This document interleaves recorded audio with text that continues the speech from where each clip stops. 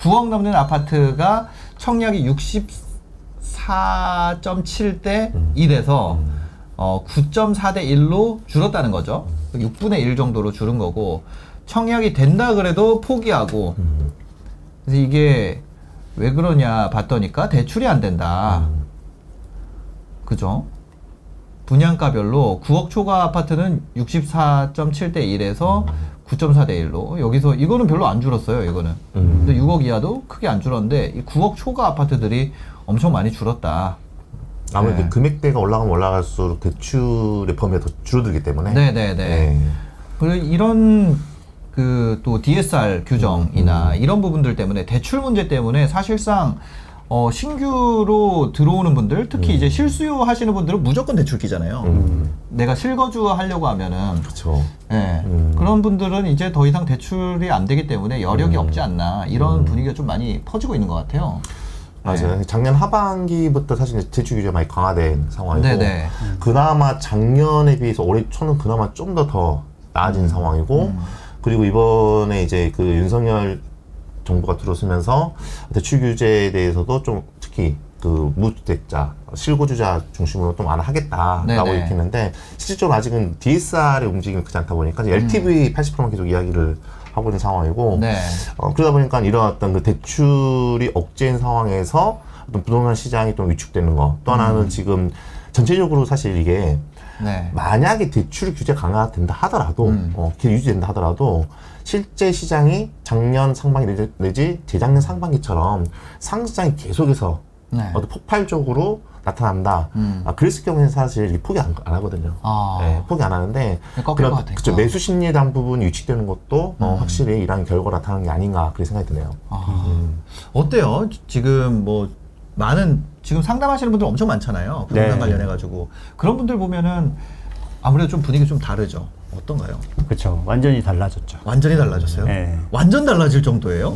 그럼요. 아, 특히 이게 네네. 다주택자 포지션이랑 무주택자나 1주택자, 뭐 실수요자, 갈아타기 네네. 이런 수요들의 심리가 또 다른데, 네. 이제 다주택자들은 이제 좀 차익 실현하자라는 쪽으로 많이 이미 갔는데, 실수요자들은 가격이 오르면은 따라 사고 가격이 떨어지면 안 사는 경향이 극명하게 갈려요. 아, 완전 반대네요. 그쵸. 가격이 쌀 때 사야 되는데 가격이 오르면 사고 내리면 안 산다는 거잖아요. 그쵸. 네. 그러니까 그동안 계속 안 사던 사람이 네. 계속 오르면은 야, 더 올라가기 전에 사야겠다. 네. 이게 막 가정에서 또 막 싸움이 일어나죠. 그때 네. 사자 그랬잖냐. 뭐 이런 얘기 하면서 싸우다 이제 남자분들은 또 지쳐가지고 여기서 또 안 사자 그랬다 더 오르면 어떡하지?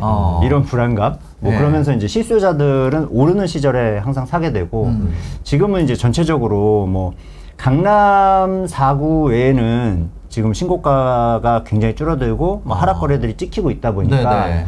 뭐 강남에 들어가시는 분들은 차지하고 그 외의 실수요자들은 조금 더 지켜보자. 떨어지든 안 사죠. 예. 안 사죠. 그렇죠. 그러다 보니까 이제 뭐 청약도 이제 전체적인 분위기가 같이 흘러가는 것 같고요. 아, 거래량이 이렇게 없는 상태에서 거래량이 진짜 없잖아요. 네. 이런 상태에서 밑으로 꺾이니까 확실히 분위기가 엄청 죽는 것 같아요. 분위기가 죽는 것도 사실 이게 심리에 네. 대한 부분은 심리 한번 깎이기 시작해버리면 네. 사람들이 관망세를 유지를 하고 움직이지 않는 것이 굉장히 빠른 시간에 나타납니다, 이게. 네네. 그리고 현재 지금 상황이 어떤 그런 모습들을 많이 반영되고 있는 그런 시장을 좀 보이고 있고, 당분간은 지금 이런 모습이 계속될 수밖에 없는 이유가, 네네. 지금 현재 시장의 이슈를 놓고 봤을 경우에 이제 기준금리 인상에 대한 이슈가 있잖아요. 네네. 그렇죠? 그럼 기준금리 인상, 그 결과적으로 이제 미국의 연준금리가 이제 빅스텝을 밟기 시작하면서 네. 우리나라는 이제 기준금리도 어느 정도까지는 좀 따라가야 되지 않겠냐. 근데 중요한 거는 사실 연준금리 인상은 미국은 우리나라와 달리 경제 성장이 굉장히 회복 속도가 빠르게 나타나고 있는 상황이고, 네네. 거기에 비해서 우리나라 같은 경우에 사실 경제 회복 속도가 미국과 비교한다면 이게 급격하게 금리 인상을 했었을 경우에 이 경제적인 리스크가 있는 그런 상황이다 보니까, 그렇다고 해서 어떤 그 연준금리가 인상되는데 네. 이걸 그냥 불보듯이 계속 가만히 있기도 좀 어려운 상황이고, 이런 기준금리 인상에 대한 이슈가 분명히 있는 상황에서 네. 대출 규제에 대한 부분도 아직까지 유지가 되고 있는 그런 상황이고, 그리고 정부의 입장에서도 지금 크게 어떤 공급적인 측면과 또 수요적인 측면을 놓고 본다고 한다면, 사실 공급에 따른 네. 개발 계획을 처음에는 동시에 발표하려고 했는데 발표를 하려고 하다 보니 네, 시장 네. 상황이 조금씩 다시 약간 반등한 모습 보이다 보니까 순서를 바꿔놓은 거예요. 네. 그래서 어떤 그 공급 계획에 따른 개발을 발표하기 전에 먼저 수요 억제를 완화부터 시작하자. 네. 그러니까 지금 이번에 그 양도세 중과 한시적 완화에 대한 부분을 먼저 하고. 네. 근데 이제 내일이면 이제 6일 지방선거가 끝나잖아요. 그죠. 네, 끝나고 난 이후부터는 처음에 어쨌든 정부가 공약했던 그 250만 호 공급 계약 공급 계획에 대한 부분을 좀 실현시키기 위해서 네. 정부가 좀 더 추진 속도를 높일 수 있지 않을까 그렇게 보고 있습니다. 예전에 이제 그 대선 때만 해도 지방선거가 굉장히 큰 그 주택시장 가격의 뭐 이런 기로에서의 큰 변수가 될 거라고 생각했는데 지금 막상은 크게 뭐 기대가 없는 것 같아요. 근데 사실 그 각 지자체에 대한 그 후보들의 공약들을 보면 네. 그래도 예를 들어서 뭐 서울 같은 경우, 수도권 같은 경우에는 우리가 GTX 같은 경우에 빨리 추진하겠다. 네. 그리고 아직까지 그 GTX 연결되지 않는 지역들 같은 경우에는 뭐 추가적으로 어떤 GTX의 어떤 노선에 담을 수 있게 하겠다 이런 식으로. 그래서 뭐 대표적으로 뭐 김포도 그렇고 네. 평택도 그렇고 수도권에 그런 지역들도 있을 뿐만 아니라 지방 같은 경우 이런 이야기도 나오고 있어요. 지금 이제 가장 뭐 이슈가 되는 것 중 하나가 이제 일기 신도시 뭐 네네, 특별법에 대한 이야기를 하고 있는데 맞아요. 왜 너희만 그러냐? 우리 지금 지방 같은 경우에도 사실상 그런 식으로 어떤 택지지구로 조성이 됐는데 30년 가까운 그런 단지들도 많이 현재 있다. 네. 그럼 여기도 똑같은 혜택을 줘야 되지 않겠느냐? 형평성이 어긋난 게 아니냐? 네. 그게 이제 어떻게 보면 그 지자체 후보들, 지방에 계신 후보들 같은 경우에는 우리도 이렇게 해서 추진해서 같이 공급 그리고 교통망 확충하겠다. 네. 이런 이슈들이 있기 때문에 뭐 지방선거가 뭐 끝난 단 이후에 처음에 이제 끝나고 난 다음에 그때 그 1년 동안 이때 활동을 제일 열심히 하잖아요. 네. 예. 그런 상황에 의해서 좀 시장 상황이 좀 변화될 수도 있지 않을까. 좀 약간 가격 오르는 방향으로. 아무래도 개발이라는 이슈가 있으면 네. 매주 심리가 지금보다는 좀 더 올라갈 수 있는 가능성이 있다 이렇게 봐야죠. 근데 이제 이게 좀 기대가 낮아졌다고 느껴지는 게 GTX 지역들 막 급등 나왔던 데들 있잖아요. 네. 그런 데가 요즘에 조금 그 뭐라 그래야 될까 우리가 왜 주식 시장에도 수주 발표 나면은 막 주가 급등했다가 저리 눌리잖아요. 네. 요즘에 이제 그런 정책 기반 정책 이슈 그런 걸로 빠바방 떴던 지역들이 좀 주춤하다 보니까 야 이제 그 정책 약발은 좀 이제 이번에 나와도 안 먹히지 않을까 이런 생각도 들거든요. 네. 실제 기존에 있었던 이미 발표가 됐던 네네. 지역들 같은 경우는 상승장이 진행이 되면서 그게 전부 다 저는 시장에 좀 어느 정도 반영이 됐다라고 보고 있고요. 네네. 또 하나는 기본적으로 일단 그 어떤 철도 계획 같은 경우에는 네. 철도 관련 호재 같은 경우에는 크게 이제 3번에 걸쳐서 보통 저희가 가격의 변화가 나타나거든요. 네네. 첫 번째는 발표가 됐을 때, 두 번째는 착공이 됐을 때, 세 번째 이제 완공이 됐을 때. 네. 그런데 실제 지금 발표가 된 이후에 추진되는 거는 GTX A 노선밖에 없는 그런 상황이잖아요. 그럼 예. 나머지는 전부 심리적인 부분이라는 거죠. 근데 지금 만약에 시장 상황이 주춤한 상황이다라고 했을 경우에는 GTX 호재가 아니라 GTX 할아버지 호재가 나타난다 하더라도 사실상 그 드라이버가 먹히지 않겠죠. 그러니까요. 지금 약간 뭐 시장이 점점 심정지 상태로 가는 느낌이에요. 뭐 이런 이슈가 나와도 뭐 반응이 없고 어떻게 보면은 그 뭐야 저런 거 일기 신도시 이런 거 진행하기에는 좋은 타이밍인 것 같아요. 나라 입장에서는 그렇지 않을까요? 그렇죠. 예. 뭐 진행하려고 했는데 가격이 막 올라버리면 예. 부담스러우니까 네. 이렇게 좀 안정시키면서 진행을 하려는 것 같고 이제 근데 또 이렇게 요새 좀 떨어진다, 뭐가 뭐 몇 억 떨어졌다, 맞아. 뭐 이런 얘기 많이 나오니까 예. 뭐 유튜브나 이런 걸 봐도 하락론들이 그죠. 엄청나게 많더라고요. 예. 근데 또 그걸 너무 또 이 하락론에 빠지시면은 네. 또 안 되는 게 뭐 부동산이라는 게 우리나라는 진짜 큰 외부 충격 외에는 그런 시기 외에는 그렇게 많이 안 떨어졌거든요. 그래서 제 생각에는 뭐 떨어지는 이런 뭐 몇 억 떨어졌다, GTX 때문에 몇 억 떨어졌다. 근데 그 매물 똑같은 가격 가보면 없어요.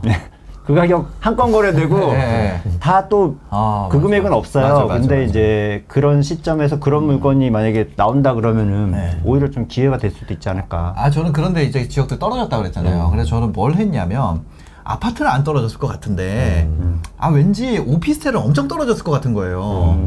그런데 이제 그쪽 지역에 보면 아파트 단지랑 같이 있는 오피스텔들 많이 있거든요. 근데 그런 거 사고 싶었는데 못 샀었단 있던 거를 가격을 한번 싹 보고 전화를 한번 돌려봤어요. 근데 가격이 안 빠지더라고요. 그래서 사는 척하고 깎아볼라 했거든요. 근데 이미 깎아서 내놓은 거라고 안 빠진다 그러더라고요. 그래서 그걸 계약금 보내주시면 물어보지 뭐 이런 식으로 얘기를 해가지고. 근데 만약 이제 가격이 아파트 가격이 하락하기 시작한다라고 한다면 아파트 가격 하락하기 보통 6개월 정도 전에 오피스텔 가격이 먼저 떨어진 경향이 많아요. 그죠. 네, 있고 심지어 실제 최근에 이제 그 어떤 가격이 많이 좀 하락했던 지역 중에 대표적인 지역이 세종이잖아요. 네. 세종 같은 경우도 세종 지역의 아파트 가격이 떨어지기 3개월에서 6개월 전에 이미 오피스텔 같은 경우에는 가격이 이제 떨어지기 시작하고 매물 증가하기 시작하고 이런 모습들이 좀 보였거든요. 그러니까요. 그래서 사실 근데 그런 가장 큰 이유 중에 하나가 사실 아파트에 비해서 오피스텔이 공급 주기가 굉장히 짧아요. 아파트가 2, 3년이 걸린다고 한다면 오피스텔 같은 경우에는 그 6개월, 뭐 길어도 1년 안에는 공급이 되다 보니까 항상 그런 의미로 본다고 했을 경우에 나 오피스텔 투자 같은 경우에 내가 이미 했는데 그 지역이 앞으로 추가적인 공급 물량에 대한 부분 리스크, 그 다음에 아파트의 매수 심리가 꺾인다고 한다면 오피스텔 정리하는 것도 저는 하나의 방법이 될 수 있지 않을까 싶어요. 그러니까. 근데 막상 가면은 싼 값이 없다. 제가 느낀 게 맞아요, 그거예요. 막상 가니까 좀 싼 값이 없다. 이게 지금 뭐 그렇습니다. 저는 사실 좀 그런 주의예요. 손해를 보더라도 자산으로 바꿔놓자 이런 주의를 해가지고 저는 그렇습니다. 저는. 근데 오피스텔 같은 경우도 저는 이제 아직도 좀 매력적인 오피스텔들이 있다, 많이 있다라고 보는 편인데 그 이유가 예전에 지었던 오피스텔이랑 지금 짓는 오피스텔 이런 건축법이라든지 건축 단가 자체가 많이 바뀌었거든요.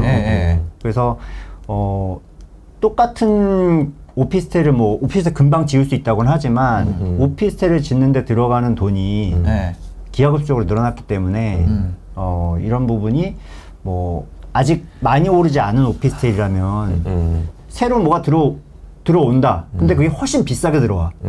그러면은 기존 오피스텔이 오히려 이게 떨어지는 게 아니라 올라가는 요인이 될 수도 있잖아요. 그래서 그런 부분들에 집중하면 또 투자 기회가 있지 않을까 생각을 합니다.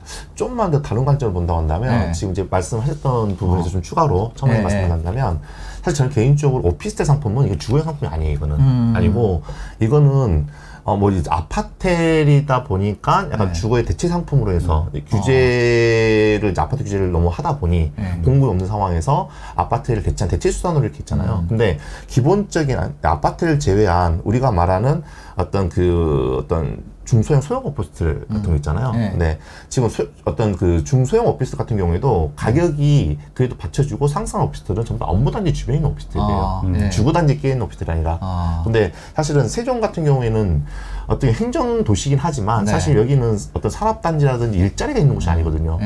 그러다 보니까 말씀드린 거고 그렇다고 해서 세종 오피스텔이 안 좋다는 게 아니라 제가 말씀드리는 포인트는 그겁니다. 세종 오피스텔이 안 좋다고 하신 거 아니에요? 갑자기 말을 너무 중요하게 빠져나가시려고. 이게 주거 지역 내에 있는 오피스텔은 그 지역의 아파트 단지가 하락했었을 때 영향을 받을 수 있으니 조심하시라. 이렇게 여기까지 정리한 거죠. 알겠습니다. 저는 구경하고 했던 데가 어디냐면은 이제 신분당선 따라가지고 광교 이런데 광교 같은데 오피스텔 이제 아파트랑 똑같은 데들이 있거든요. 그런 데들 그냥 가격이 아파트 빠진다 그러니까 이제 오피스텔 같은 경우는 뭐 이렇게 급하게 사신 분들 있잖아요. 그런 분들이 또 이렇게 화들짝 놀라가지고 좀 싼 게 나온 게 있나 이제 그거를 점검하는 수준이었다. 저도 뭐 사거나 이러진 않았어요. 광교 같은 경우에 사실 아파트를 분양할 때도 분양가도 그렇지만 굉장히 피가 많이 이렇게 붙으면서 핫 이슈가 된 그런 곳이 많이 있었죠. 네네네. 그래서 요즘에 그러니까 광교가 옛날 광교가 아니더라고요. 또 가보진 않았는데 전화 돌려보니까 부동산 소장님도 친절하시고 또 뭐 그렇습니다. 이게 또 계속 보다 보니까 세상이 바뀌긴 바뀌어요. 저는 뭐 하여튼 그렇습니다. 더 얘기 안 해요.